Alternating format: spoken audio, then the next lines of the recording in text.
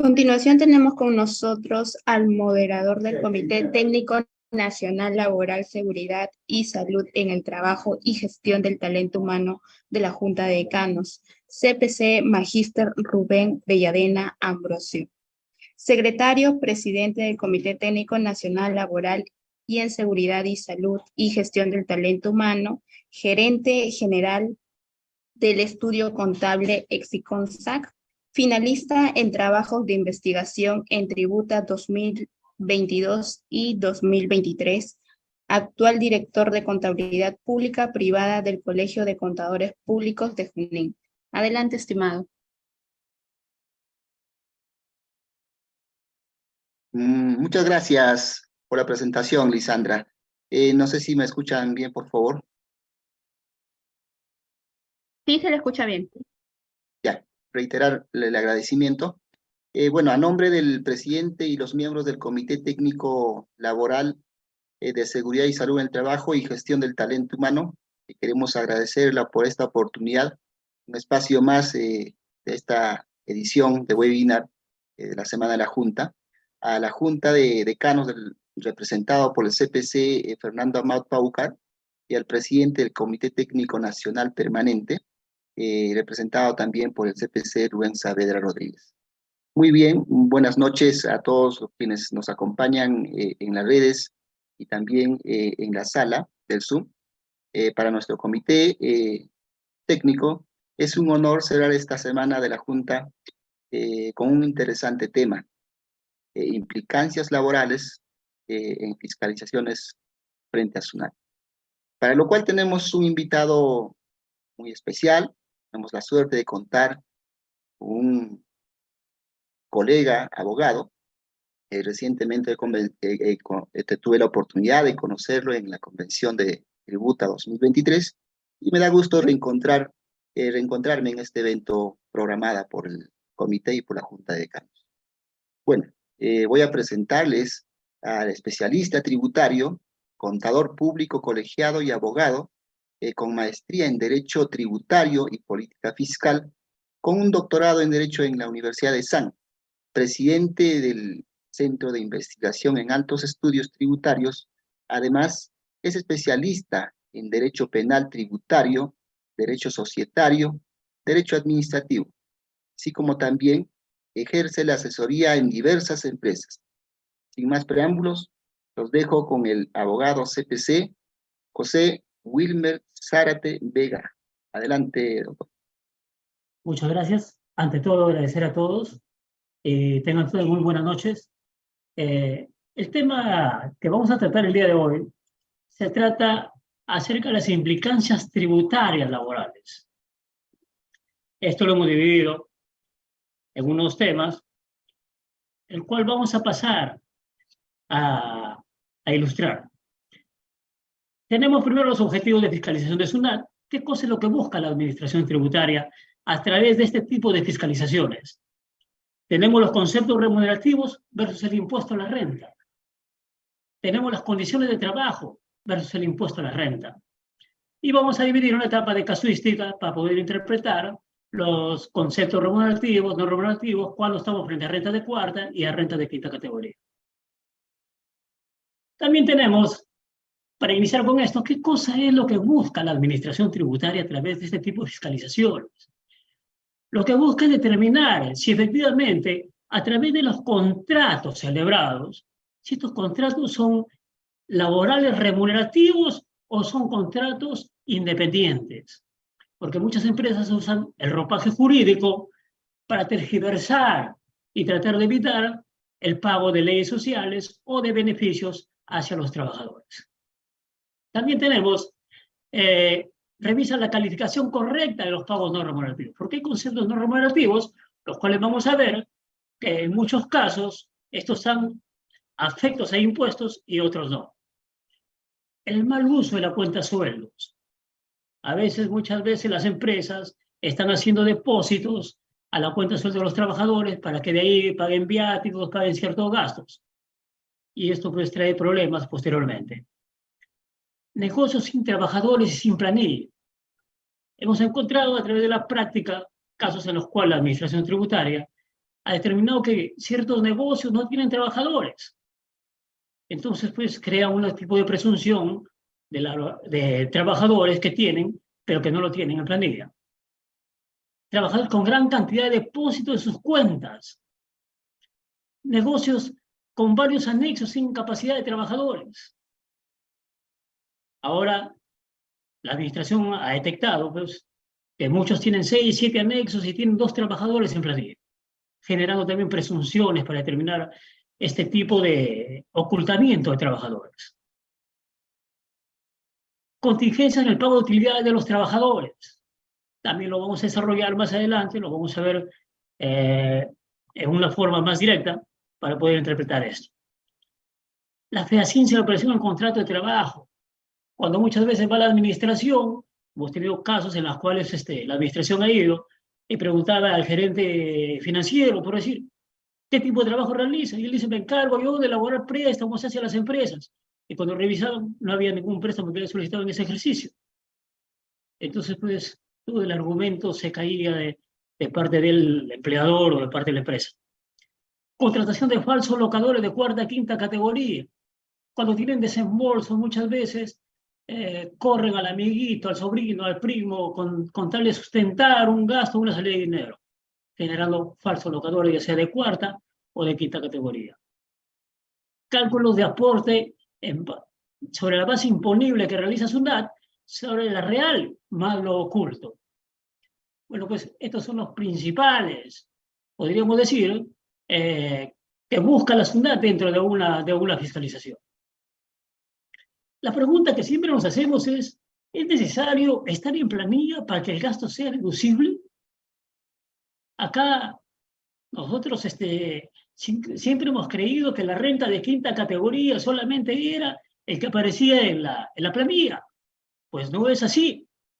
Miren, cuando nosotros revisamos el artículo 34, inciso A de la ley del impuesto a la renta, encontramos, dice, los ingresos obtenidos por el trabajo prestado en forma independiente con contrato de prestación de servicios, repito, independiente, dice, normados por la legislación civil, cuando el servicio sea prestado en horarios, este tipo de renta se considera como renta de quinta categoría.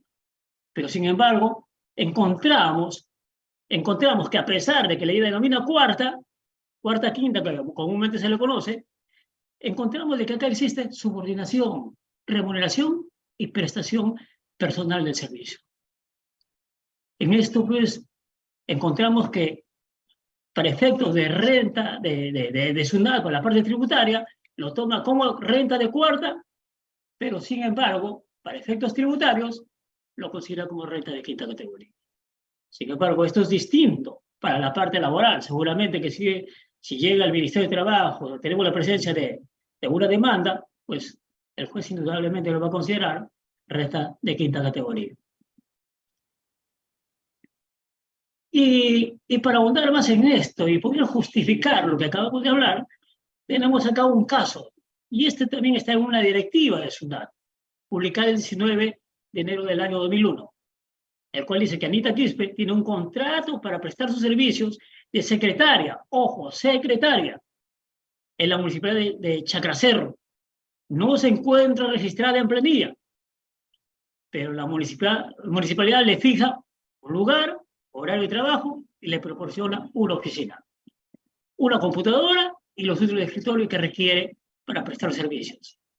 Acá lo importante es de que la administración tributaria considera que este es trabajador independiente. Sin embargo, por efecto de impuesto a la renta, es renta de quinta categoría. Esto pues demuestra de que no está en planilla y sin embargo tiene renta de quinta categoría.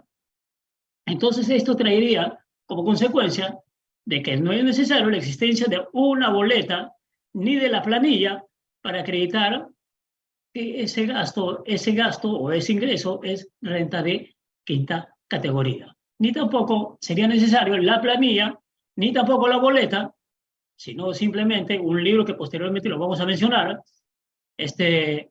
Sería para poder deducir, tendríamos solamente ese registro que vamos a tener para poder deducir como gasto y no sería necesario la boleta ni la planilla. Conceptos no remunerativos versus el impuesto a la renta. Tenemos acá que las utilidades, gratificaciones extraordinarias, el valor de la canasta navideña, entre otros beneficios, no califican como remuneración. Miren lo que estamos viendo, que no es remuneración, pero sin embargo, son rentas tributarias. Están afectas al impuesto a la renta. En los negocios unipersonales, esto sale a raíz de un caso que hubo en que una persona natural tenía su negocio y dentro del negocio pues trabajaban los hermanos, los primos, entonces, pero no estaban en planilla. Y la administración tributaria agarra y le dice, le manda una esquela, le dice, oh, tú no tienes trabajadores. Entonces, ¿qué es lo que hizo este señor? Agarra y dice, sí, pero acá trabaja toda mi familia. En base a esta ley, la 26563, considera que hasta el segundo grado de consanguinidad no hay vínculo laboral. Y bueno, pues se sustentó y se levantó la observación. Esto también trae a colación de que tampoco genera relación laboral el cónyuge. Ojo, no genera relación laboral, no puede celebrar contratos entre cónyuges. Doctor. Entonces, ¿qué cosa es lo que ocurre acá? Doctor José, ¿Sí? Su material no se está viendo, doctor. A El ver. material no se está proyectando, quizás hay un error.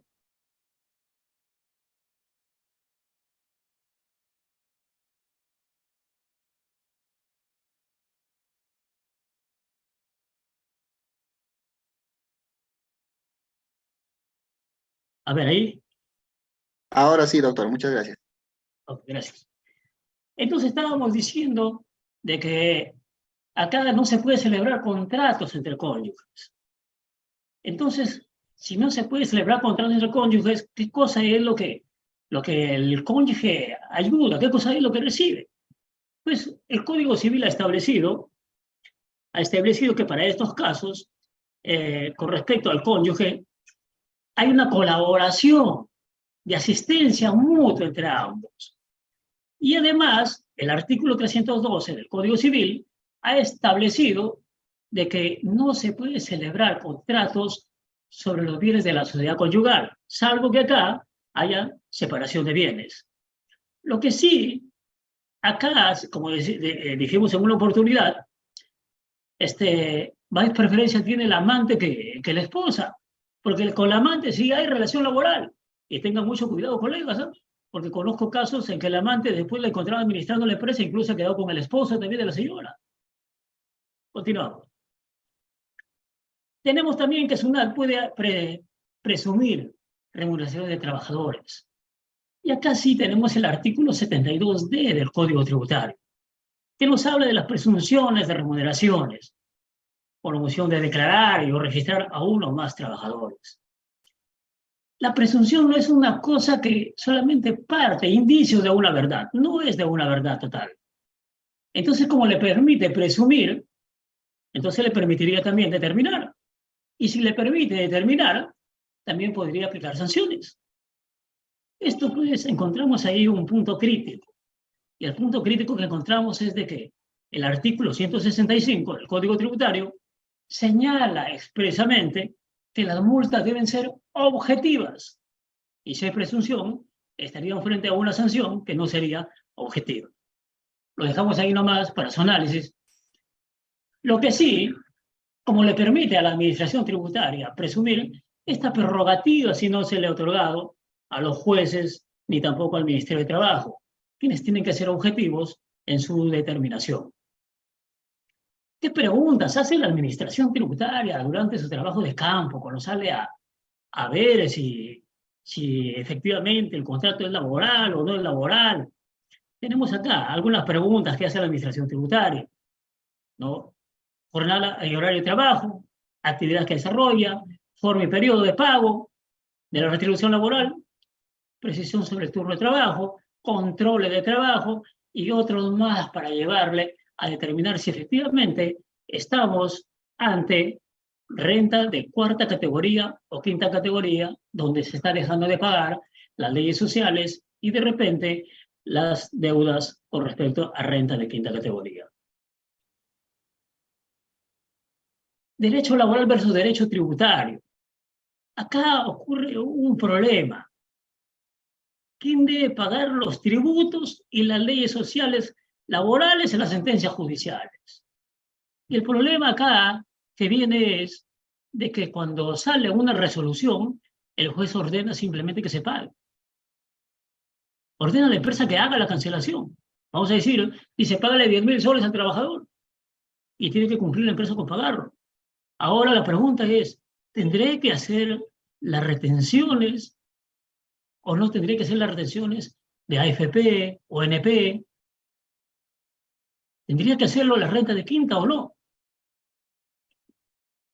Y la pregunta es si el empleador puede hacerlo o no puede hacerlo. Porque si le hace, estaría pagando o cancelando menor monto al trabajador y estaría pues yendo contra lo ordenado por el juez. De repente muchos dirían de que fácil, el juez se le pide que reduzca o contemple o explique o indique que se retenga.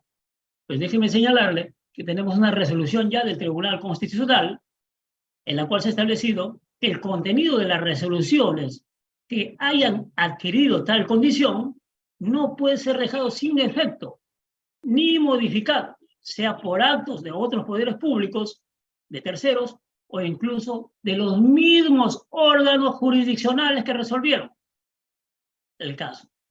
Imagínense, entonces, ¿quién debe pagar? Indudablemente, en mi opinión, es de que si el juez ordenó que se le pague, yo no tengo por qué retenerle las AFP o NP, ni tampoco la renta de quinta categoría, pues quien tendría que pagarlo en este caso sería el trabajador. En cuanto a la aportación, lo que es a esa luz sí tendría que pagarlo el empleador. ¿Qué conceptos deben ir en planilla y cuáles no? Esto porque hay muchos casos en los cuales la administración tributaria ha acotado a muchas empresas, incluso en algunos casos ha desconocido los gastos. Tenemos acá que los conceptos laborales, cuando se perciba ingresos por remuneraciones, estas son afectas a tributos y afectas también a los beneficios sociales. Sin embargo, existen los conceptos no remunerativos, los cuales por su mismo nombre no son remuneración. Y al no ser remuneración, solo serían afectos a lo que es al impuesto a la renta de quinta categoría. Sin embargo, dentro de estos conceptos no remunerativos, también tenemos los que se llaman condición de trabajo, que para que el trabajador pueda desempeñar su función, se le otorga en calidad de condición de trabajo. Pues estos montos no tienen por qué ir a la planilla y no están afecto a ningún tributo ni tampoco a los beneficios sociales. Sería ilógico, sabiendo que es condición de trabajo, afectarle a tributo y restarlo o hacerle descuentos, pues no cubriría al gasto para cumplir la condición de trabajo.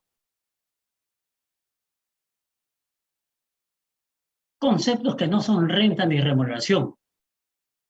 Tenemos acá, en el artículo 7 de la Ley de Productividad y Competitividad Laboral, se destaca que los conceptos detallados en los artículos 19 y 20 de la CTS no son remuneraciones para ningún efecto legal. Según el artículo 10 del reglamento de la Ley de Fomento del Empleo, los conceptos no remunerativos detallados en la CTS tienen alcance para todo ordenamiento, con excepción, hace una excepción, que es la ley del impuesto a la renta, que se rige por sus propias normas. En este mismo sentido tenemos el artículo 19 de la CTS, en el literal E, indica a la condición de trabajo como concepto no remunerativo, tal como lo hemos explicado anteriormente. Que la condición de trabajo viene a formar parte del concepto no remunerativo.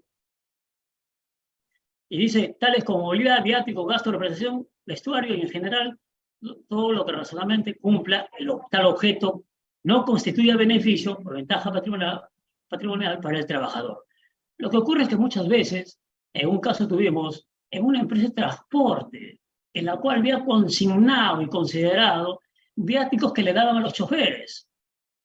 Pues esto, cuando se tuvo la fiscalización de parte de SUNAT reparó esto, ¿no? ¿Por qué? Porque más adelante vamos a ver que estos tipos de conceptos tienen que estar respaldados por documentos y no deben de ir en la planilla, tal como se dijo anteriormente. Cuando son condiciones de trabajo, no entran en la planilla.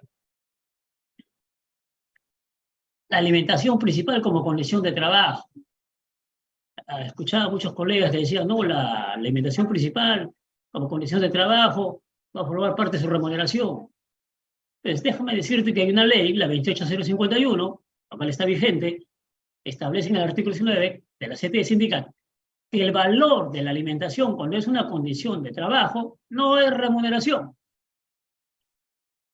La alimentación que se entrega a los trabajadores de las pesqueras, de las empresas mineras, de las empresas constructoras cuando operan fuera de la ciudad. Entonces, esto no es condición de trabajo. Tampoco se considera afecto al impuesto a la renta por ser condición de trabajo. Esto mayormente se da cuando están fuera de la ciudad o están fuera de sitios lejanos, o después las empresas facilitan este tipo de alimentación. Y acá tenemos el derecho a la remuneración en el Perú. De verdad, muy bonito es leerlo en el tintero. El artículo 24 del texto constitucional dice: el trabajador tiene derecho a una remuneración equitativa y suficiente que procure para él y su familia el bienestar material y espiritual. La pregunta es si ese sueldo mínimo pues cubre todo esto que dice o solamente es nombre nada más que está escrito y no se llega a cumplir, ¿no? Acá, para reforzar lo anterior, dice que son rentas de quinta categoría, las obtenidas por concepto de, dice, no se consideran como tales las cantidades que percibe el servidor por asunto y servicio en el lugar distinto de su residencia habitual. Es decir, lo que recibe, la alimentación, los gastos de hospedaje fuera del lugar, dice que no se considera como rentas de quinta categoría. La asignación por educación al personal del empleador. Muchas empresas otorgan este tipo de beneficio a los trabajadores.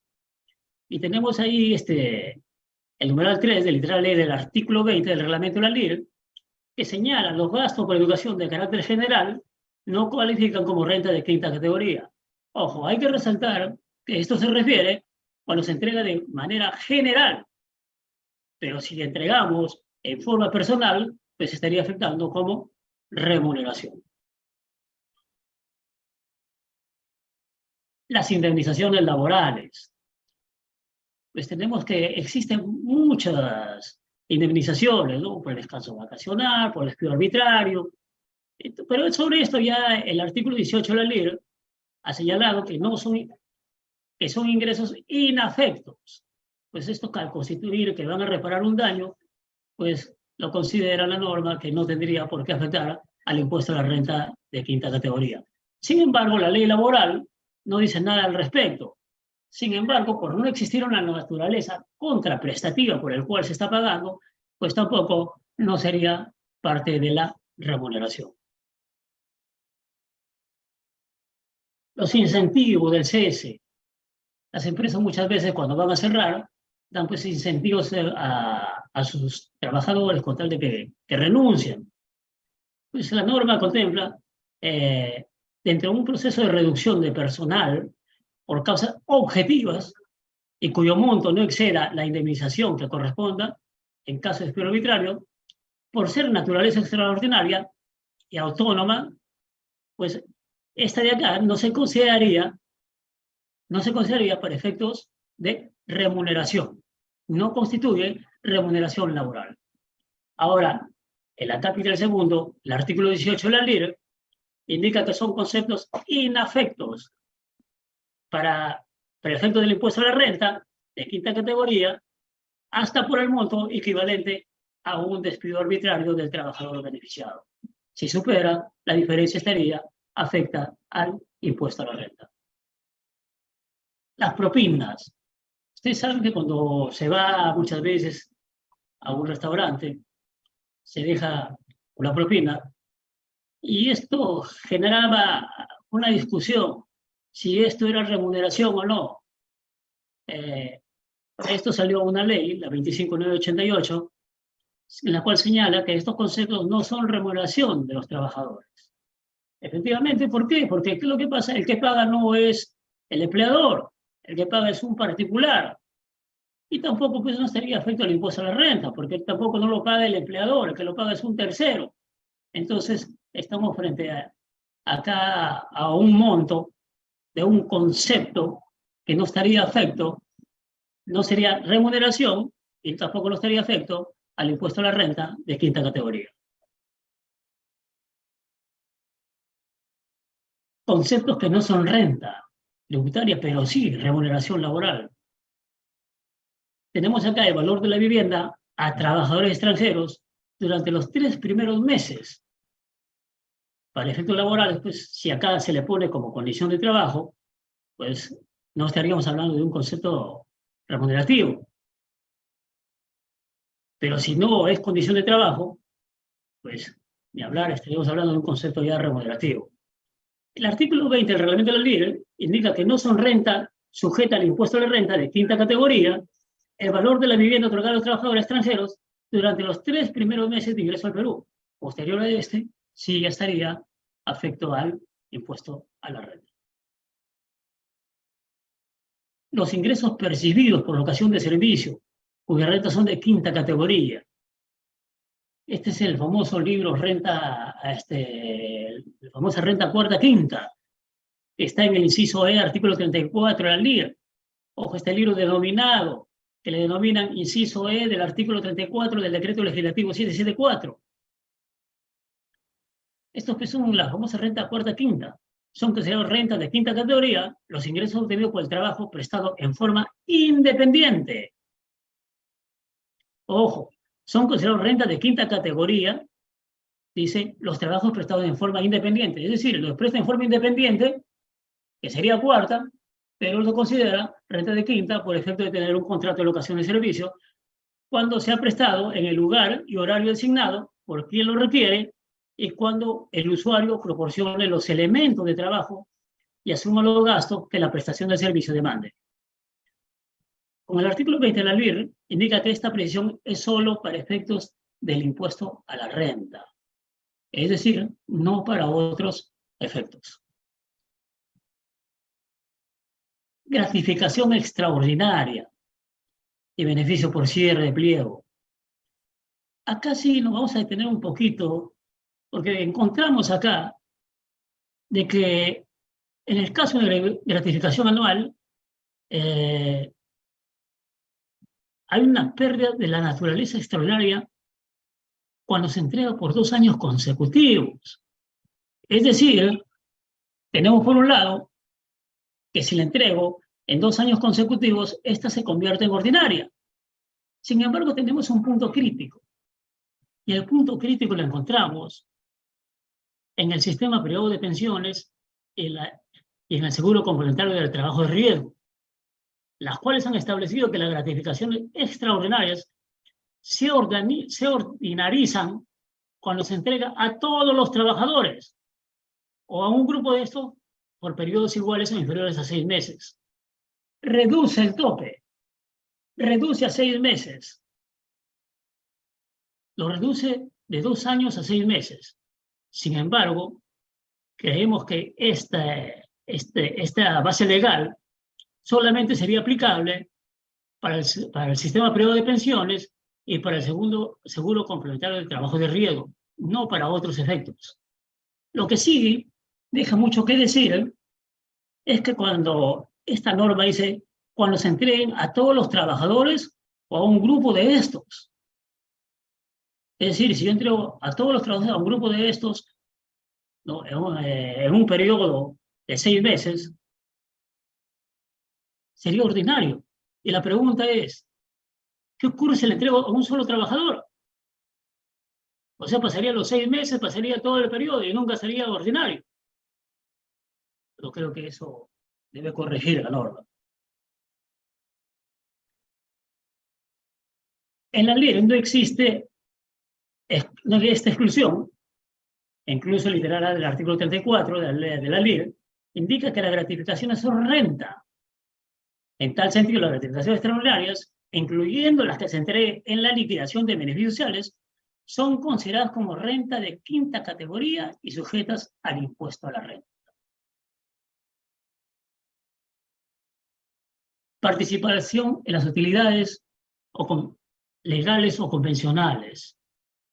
Tenemos que no califican como remuneración, en virtud del artículo 19, inciso B, de la ley de CTS, ninguno de estos tipos de participación de utilidades. Sin embargo, el literal E del artículo 34 de la ley prevé expresamente que las utilidades asignadas y cualquier forma de participación es renta de los trabajadores. Es decir, no es remuneración, pero sin embargo, sí es renta, sí está afecto al impuesto a la renta. Dación de bienes producidos por las empresas otorgados al personal. Acá tenemos pues que el artículo 19, inciso H de la CTS, señala que no constituye concepto de carácter remunerativo los bienes que entreguen al empleador, pero esto hace referencia a las empresas pues, que producen estos bienes. Entonces, la pregunta sería, ¿y las que no producen, las que compran y venden? Déjeme decirle que hay un punto crítico porque no aplica a las empresas comerciales, solamente a las productoras. En el artículo 34 del BID considera que no efectúa ninguna distinción al respecto sobre este concepto. Y por tal razón, el valor comercial de la razón de productos es renta de quinta categoría para efectos del trabajador. Es decir, estaría afecto al impuesto a la renta. Asignaciones personales o por festividad. A veces hay fiestas, matrimonio, cumpleaños, ¿no? Estas asignaciones que se entregan, según la ley de CTS, en el artículo 19, inciso G, establece que no son remuneración. Sin embargo, ¿qué ocurre con el impuesto a la renta? Para efectos del impuesto a la renta, pues esto sí lo considera. Sí lo considera como rentas de quinta categoría y por lo tanto afecto a los impuestos de los trabajadores. Norma laboral versus norma tributaria. Acá encontramos, esto mayormente encontramos en lo que es el reparto de utilidades. Tenemos por un lado que la norma laboral dice que el reparto tiene que hacerse entre los 30 días naturales después de la presentación de la declaración jurada anual del impuesto a la renta. Y acá encontramos una diferencia entre lo laboral y lo tributario, porque lo tributario dice o señala que para efectos de que nosotros podamos usar ese gasto, tenemos que hacerlo el pago a los trabajadores antes del vencimiento de la declaración jurada anual del impuesto a la renta, ¿no? Y ahí tenemos la base legal, artículo 37, inciso B, V de la ley de renta. Muchas veces nos preguntamos, ¿y cuál es la base legal para el cálculo del pago de las utilidades? ¿Es antes del impuesto, después del impuesto? Tenemos el artículo 2 del decreto legislativo 892, se aplica un porcentaje de la renta anual antes del impuesto o después del impuesto. Esta norma señala que es antes del impuesto. Plazo para el cobro de derechos laborales. Tenemos la ley 27.321, que este cobro puede hacer incluso hasta 4 años después de extinguir la relación laboral, ¿no? Y antes de que alcance, pues, ya la prescripción de los 4 años, si en caso no se ha abonado, no se ha pagado, se tiene que repartir entre los demás trabajadores. ¿Qué ocurre con el reparto de utilidades si la empresa tiene pérdida en el año anterior? Muchos colegas nos consultan y nos dicen, yo he tenido pérdida el año anterior, ahora tengo utilidad, ¿compenso esa pérdida o no lo compenso? Y sobre la diferencia de pago recién las utilidades. Déjenme decirles que lo encontramos en el artículo 4 del decreto legislativo 892, en la cual primero tenemos que compensar las pérdidas y sobre el saldo recién repartir las utilidades. Y sobre eso tenemos ya la casación 1564 de la libertad, la cual estableció ese criterio, reforzó más bien lo que se establecía la norma legal. La compensación de pérdidas, ¿es sobre base tributaria o contable? También es una pregunta que nos hacen muchos colegas y encontramos a veces la duda en los colegas, en las empresas. Déjenme decirle que la compensación de pérdidas es sobre la base tributaria, no sobre la base contable. Tenemos la casación 663, raya 97 del Callao, la cual aclaró este tipo de incertidumbre. Condición de trabajo. Los gastos por educación, refrigerio y movilidad, supeditada a la asistencia, deben ser acreditadas documentariamente. Acá lo que sí tenemos que tener cuidado es que la condición de trabajo tiene que estar con documentos. Hemos dicho que no va en planilla, y si no va en planilla, pues tenemos que justificarlo con la documentación. Caso que les comentaba de una empresa de transportes que había puesto, ¿no?, los viáticos, y los viáticos comprenden tres conceptos, que son alimentación, hospedaje y alimentación, hospedaje, refrigerio, ¿no? Entonces, ¿qué es lo que pasa acá? Tenemos acá de que lo reparó la administración tributaria. Entonces, al repararlo, ¿qué cosa ocurrió? Le hizo pagar mayor renta porque tenían los viáticos dentro de la planilla. Sumas graciosas e incentivos, ¿no? Entonces, acá estamos, ¿qué establece la norma al respecto? Ambos conceptos no son remuneración, pero las sumas graciosas, ¿cuáles son? Son cuando yo le entrego al trabajador, ¿no?, como si fuera un adelanto al momento de liquidarlo para posibles problemas que puede haber. Si mañana o pasado reclama, pues podría compensar ese monto contra la cantidad que le he entregado como suma graciosa. Mayormente esto ocurre en las liquidaciones cuando se le entrega a un trabajador. El cargo de gerente general puede ser renta de cuarta categoría. Acá sí, esta pregunta la hemos puesto porque nos consultaban si podría ser renta de cuarta o se vería como renta de quinta. Pues déjame contarles que el Tribunal Fiscal ya ha resuelto en la RTF 507-1-2005 que no hay prohibición para que el gerente general emita recibos por honorarios y sea renta de cuarta categoría. ¿Pago de intereses por pago tardío de honorarios es renta de cuarta categoría o no? Lo que ocurre es de que muchas veces a nosotros el recibo por honorario se paga en forma tardía y el empleador o el que hemos prestado el servicio decide pagarnos con intereses. La pregunta es si ese interés constituye renta de cuarta o no. Pues acá prácticamente si me están pagando con interés porque están resarciendo un daño. Y si está resarciendo un daño, hemos dicho que cuando hay indemnizaciones que resarcen un daño, no estaría afecto al impuesto a la renta. Y así lo ha determinado el informe 099/2015, SUNAT. Embargos, remuneraciones y honorarios. Siempre hemos visto de que no se podía embargar las remuneraciones hasta el exceso de 5 URPs, 5 referencias procesales, 5 unidades de referencias procesales. Sin embargo, la pregunta era si esto también cubría a lo que eran honorarios. Tenemos el expediente 06645/2013, la cual se ha pronunciado ya a través de un proceso de amparo el Tribunal Constitucional y ha señalado que también esto también protege a los rentas de cuarta categoría. pues existe lógica que ellos tienen menor protección, ¿no? Entonces, también le ha dado esa potestad.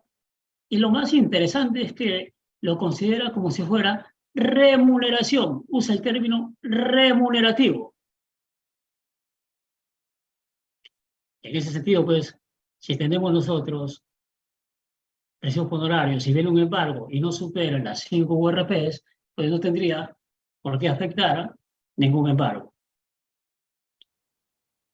Las rentas de cuarta y quinta tributan sobre su verdadera capacidad contributiva.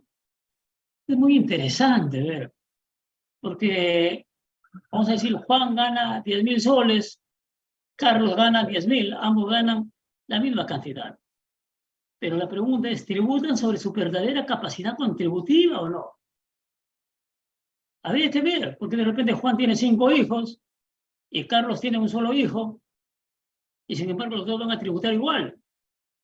Como que no están tributando sobre su verdadera capacidad contributiva, porque el que tiene mayor carga tendrá mayor gasto y su capacidad contributiva será menor. Pero sin embargo, no se está tributando sobre la verdadera capacidad contributiva. ¿Se aplica lo mismo para las leyes sociales? No, las leyes sociales aplican directamente sobre lo que uno gana y no ve la capacidad contributiva.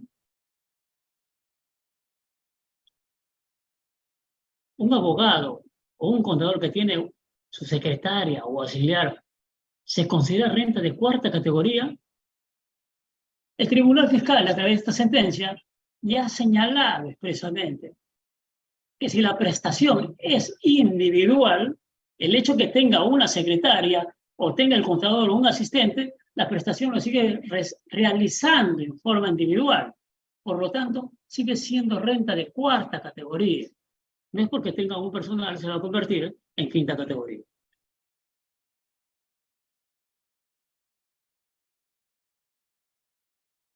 El recurrente realiza labores propias. Acá este es el caso de un ingeniero. Este ingeniero realiza los planos, pero muy aparte realiza excavaciones de obras de concreto, muros, coberturas. Y la pregunta era si esta era renta de cuarta categoría o de tercera categoría. Y él emitía su recibo por horarios. Cuando llega la administración tributaria, le dice, un momento, hasta los planos estaba bien, pero cuando tú ya has realizado trabajos de construcción, eso ya es renta de tercera categoría. Entonces, pues reparó y le hizo pagar el IGB y el impuesto a la renta.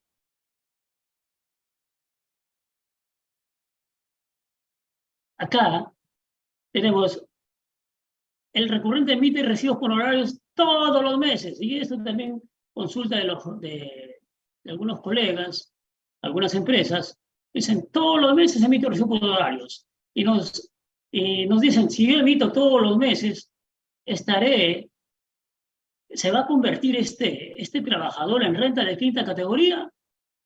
La norma no ha precisado en ningún momento, ni ha señalado, de que por la continuidad de emisión de recibos por horarios, este tipo de renta se convierta de cuarta en quinta categoría. Así es que ahí tenemos la IRTF, aún así exista un contrato de exclusividad. Aún así, lo que es renta de cuarta siempre será renta de cuarta, y no porque la continuidad que exista se convierta en renta de quinta categoría. ¿Cuándo nace la obligación tributaria de retener en la renta de cuarta categoría? Nosotros sabemos que la renta de trabajo se guía por el principio de percibido. Ahora, ¿cuándo nace la obligación tributaria? Pues la obligación tributaria de retener nace cuando se paga. Y si no hay pago, no nace la obligación tributaria. Caso, por ejemplo, recibos por horarios que te emiten en el mes de marzo y tú lo pagas en el mes de abril, la obligación tributaria nacerá en el mes de abril y se pagará el mes siguiente. ¿Se aplicará lo mismo a las rentas de quinta y UNP? Esa es la pregunta que también nos haríamos. Porque si hablamos de renta de cuarta categoría que se guía por el principio de percibido, entonces también afectaría a la renta de quinta categoría. Déjame contarte que sobre esto ya el Tribunal Fiscal ha resuelto y que señala: el agente de retención solo podrá retener los tributos respectivos al momento en que se efectúa el pago. Cuidado, colegas, con las planillas. Muchas veces nosotros tenemos la planilla y no cancelamos en ese mes al trabajador. Pero sin embargo, cuando declaramos en el PDT, estamos declarando ya la renta de quinta categoría, sin haber cancelado, sin haber hecho la retención. Entonces, hay que tener mucho cuidado cuando nos encontramos en estos casos. Pues si no hay pago, no ha habido pago al trabajador, no ha habido nada que retener, tendría que retenerse posteriormente. Pero ¿qué ocurre? ¿Qué ocurre con la ONP? ¿No? Tenemos acá lo que dice SUNAT, el nacimiento de la obligación tributaria en la ONP. Y dice, la obligación tributaria nace en el momento en que se devengue. Pero, sin embargo, tenemos la resolución del Tribunal Fiscal que señala lo contrario. Esto recientemente lo hemos bajado de la página de SUNAT. Y sin embargo, el Tribunal Fiscal señala: en consecuencia, al referirse a la ONP, se tiene que el nacimiento de la obligación tributaria, lo toma como tributo también a la ONP, en el caso del tributo, materia de análisis, se produce con el pago de las remuneraciones al trabajador.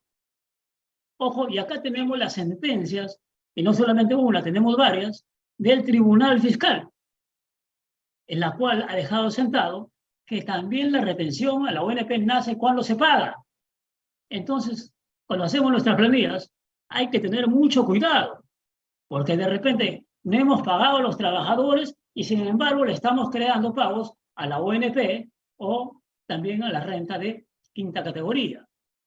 Cuando en realidad no se ha realizado el pago, no debería de pagarse esos tributos. El problema sería cómo se llenaría el PDT. Bueno, ya esa sería cuestión de análisis. ¿Puedo solicitar la devolución de salud y ONP en caso de mi esposa? Lo que ocurre es que esta es una persona natural que le había puesto en planilla a su esposa y después, tal como se mencionó anteriormente, no hay vínculo laboral entre la esposa y el esposo. En la sociedad conyugal no hay vínculo laboral. Y él dice, bueno, pues como no es trabajadora ella, voy a pedir la devolución de estos tributos que he pagado.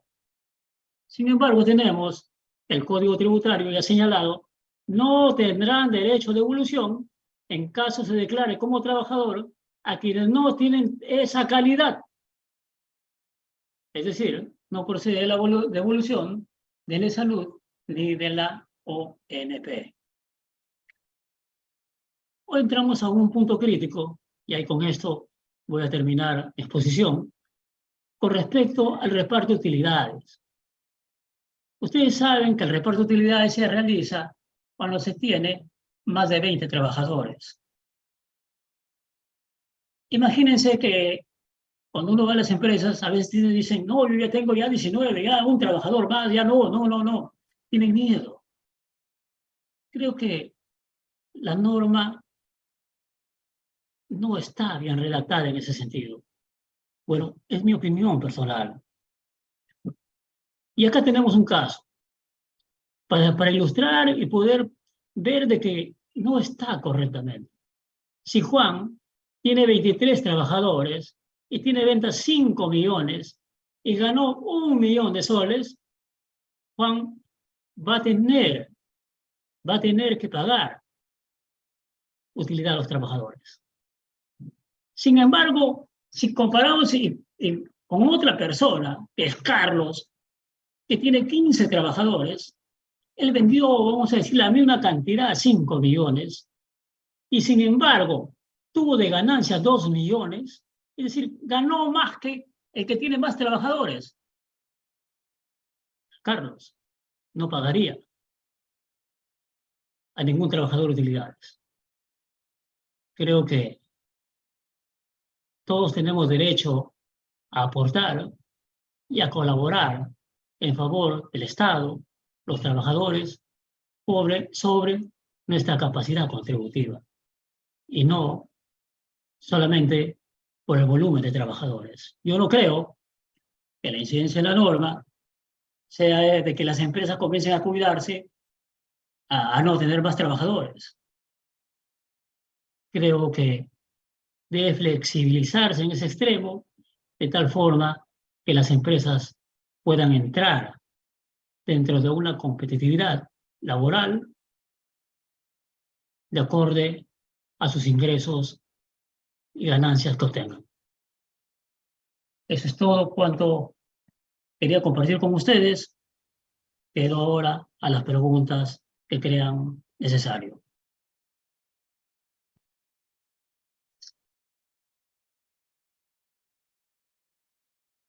Muchas gracias, colega José Zárate. Invitamos a la audiencia y a los que están en la sala y nos siguen a través de las redes, de sus consultas. Doctora, ha tocado un tema muy interesante respecto quizás a los, ya podemos llamar quizás a los aportes indebidos que algunos contribuyentes o empresarios, microempresarios hacen a salud, producto quizás pues de aportar, de poner en planilla a sus colaboradores que son familiares directos, ¿no? Y respecto a ello quizás podría ser una consulta. Sabemos que en el Perú la manera más fácil y rápida de hacer empresa es con un negocio familiar, o sea, como empresa unipersonal, como persona natural con negocio, como los contadores lo conocemos, ¿no? No necesitamos ir a la notaría, constituir, ir en un abogado, etcétera, que constituyendo una pequeña empresa con un capital de 10.000, gastamos pues un promedio de 500 soles. Mi pregunta era pues referente a las empresas unipersonales que no pueden poner o que tienen limitaciones en poner en planilla a sus familiares directos. eh, ¿Cómo cumplirían ellos con las obligaciones que la ley exige? Por ejemplo, si está trabajando con su hijo o su esposa, la ley exige pues que se pague seguro vida ley. También tenemos la exigencia de tener un supervisor de seguridad y salud en el trabajo. Entonces, ¿cómo acreditaríamos ello? Me imagino que tendríamos alguna forma de justificar ahí, toda vez que la ley no exige que se ponga en planilla. Claro, si bien es cierto, la norma no exige, pero acepta también la prueba en contrario, que es el contrato de trabajo.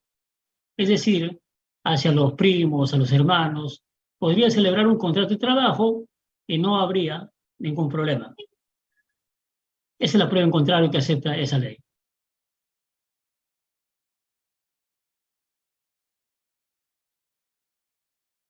Muy bien, doctor. Tenemos una consulta de un colega, José Muñoz. En el caso de las retenciones y pagos del impuesto a la renta de quinta categoría del cónyuge, entendiendo que no se trata de remuneración, procede la devolución del impuesto pagado. ¿Qué naturaleza tendrían esos ingresos al no ser remuneración? A ver, hablamos ahí prácticamente, hemos dicho que con se trata de cónyuges, hablamos solamente de una asistencia, de una ayuda de la pareja. No hay un contrato laboral, no se puede celebrar contrato laboral. ¿No? Entonces solamente hay una asistencia y ayuda mutua.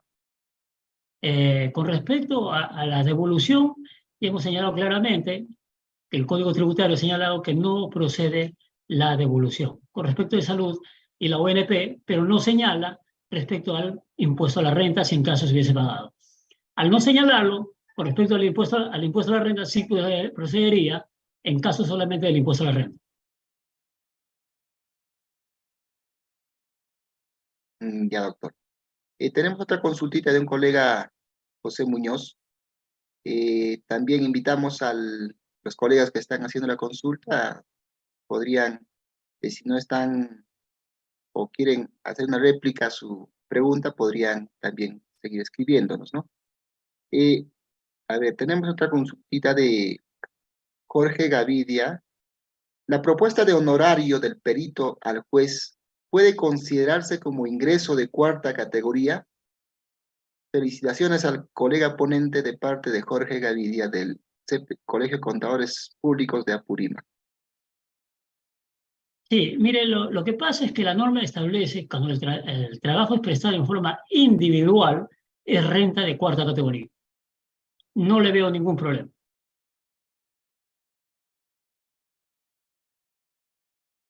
Muy bien, doctor. Probablemente, Buenas noches y muchas gracias por la ponencia. Una consulta, si los socios son cónyuges, ambos pueden estar en planilla y ocupar las gerencias. A ver, primero, ¿qué es lo que pasa? No se puede hacer una sociedad con el cónyuge, salvo que tengan separación de bienes, porque basta que uno sea, es el otro. Ahora, con respecto a estar en planilla, pues si es una sociedad, una SAC o cualquier tipo de persona jurídica, no hay ningún inconveniente para que entren en planilla. Bueno, agradecemos la consulta a Roderick Estel Ayala Crispín. Ahora tenemos otra consulta de Ana Rivero. Buenas noches, doctor. Una consulta. ¿Los trabajadores de tiempo parcial le corresponde CTS? Claro, lo que establece la norma es los trabajadores que laboren menos de 4 horas, ojo, menos de 4 horas no tienen derecho a CTS.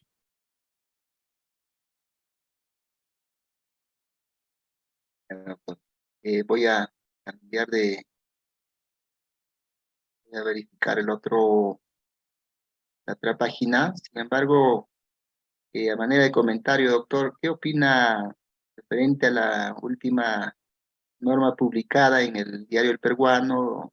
Hay muchos empleadores que no están probablemente pagando su AFP o ONP, están desviando esos fondos para reinvertirlos o etcétera. Y bueno, la norma indica pues que pueden ser penalizadas de 2 a 4 años, ¿no? Siempre y cuando ellos desvíen esos fondos y no paguen a la ONP o a la AFP. Todo ello porque, según la República, hay un promedio de 150.000 empresas privadas que no habían pagado sus AFPs de sus colaboradores y por lo tanto ellos no han podido retirar las AFPs. Entonces, ya entramos en un tema penal por incumplimiento de esas obligaciones laborales. ¿Qué opinión tendría respecto a ello, doctor? Mientras voy cambiando de página para hacer unas consultas del Facebook. Claro, correcto. Mire, lo que pasa es de que la ONP como la AFP es parte de la remuneración del trabajador. Y lo que está haciendo la empresa es descontarle al trabajador. Pues acá hay una retención, que es remuneración del trabajador. Y como nosotros sabemos que la remuneración del trabajador, si no se cancela, también es penalizada. Entonces, si es esa parte la que le están reteniendo al trabajador y no la aporta, pues debería haber corrido desde antes la misma suerte. Yo creo que es acertado la disposición nueva que se da, pero creo que muy tarde la reacción, porque esto debería ser ya desde antes, para evitar, o sea, el desvío, cuando sabemos que las deudas laborales tienen prioridad por encima de cualquier otra deuda.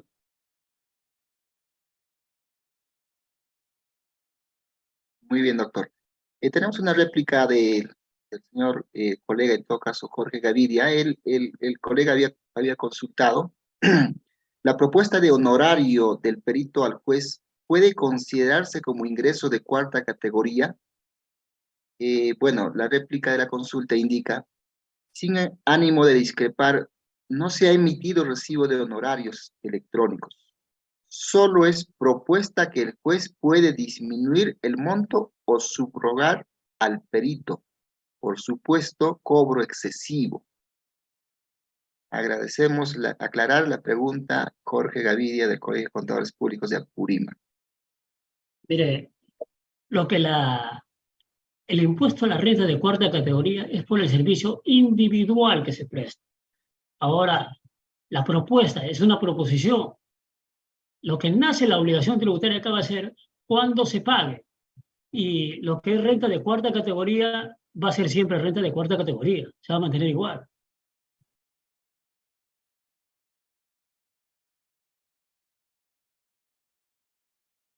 Muy bien, doctor. Veamos algunas otras consultitas, doctor. Ya estamos finalizando. Doctor, una consultita. ¿Qué opina referente a la obligatoriedad, en todo caso, de bancarizar las remuneraciones, ¿no? Mire, yo creo que es lo más recomendable que se bancarice debido de que hay muchas empresas que usan a trabajadores de fachada y simplemente con un recibo simple o con una boleta simple y sin bancarizarlo, pues estaban perjudicando al Estado y pasando como gasto dichas remuneraciones. Creo que desde que llegó el COVID se implantó la bancarización y eso debe permanecer en el tiempo para evitar el tipo de astucia de parte de algunos malos empresarios. Muy bien, doctor. Bueno, creo que no tenemos más consultas, doctor. Si tuviera algunas palabras finales para concluir con esta maravillosa ponencia, un tema que debemos tener en cuenta todos los contadores. Probablemente esto es una base para que muchos colegas incorporen dentro de su planificación laboral y tributario todo lo que nos ha mencionado, ¿no? De mi parte lo felicito y esperemos tenerle en otra oportunidad. Y bueno, algunas palabras finales para despedirnos, doctor.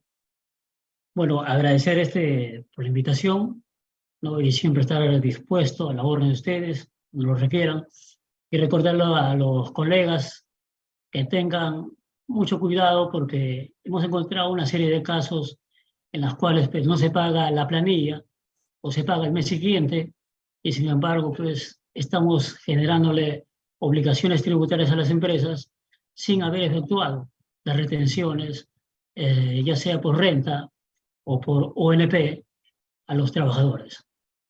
Creo que siempre a la vanguardia y al llamado de ustedes cuando lo soliciten, siempre dispuesto a colaborar con ustedes. Muchas gracias.